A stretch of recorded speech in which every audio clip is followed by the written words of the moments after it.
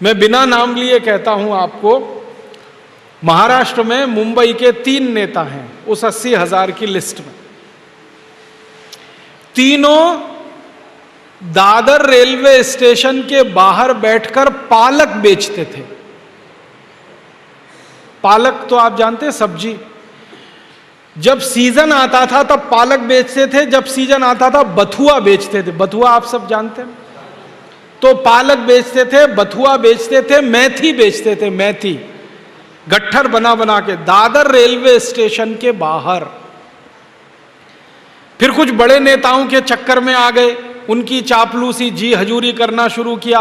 और हमारे देश में तो नेतागिरी ऐसे ही होती है, जो जितना बड़ा चापलूस वो उतना बड़ा नेता, और कोई योग्यता नहीं चाहिए। कोई बड़े नेता के आगे पीछे घूमना शुरू कर दो, चापलूसी जी हजूरी करना शुरू कर दो, उसको टिकट मिल जाएगा। इन तीनों को टिकट मिल गया ऐसे ही। ये एमएलए हो गए, फिर बाद में सांसद हो गए, राज्य में मंत्री हो गए, केंद्र में मंत्री हो गए। और वो तीनों भाजी बेचने वाले, सब्जी बेचने वाले नेताओं की एक एक की संपत्ति इस समय 20,000 करोड़ से ऊपर की है। ताली मत बजाओ इस पे। एक एक की संपत्ति 20,000 करोड़ की।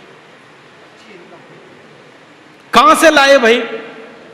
तो जब भी मैं उनसे मिला और एक ही सवाल मैंने पूछा कि भाई 20 साल पहले तो आप वहां दादर में बैठ के भाजी बेचते थे। हाँ बेचते थे। अब 20,000 करोड़ कहां से आ गया? भाजी बेचने वाला 20,000 करोड़ 20 साल में कमा लेता है?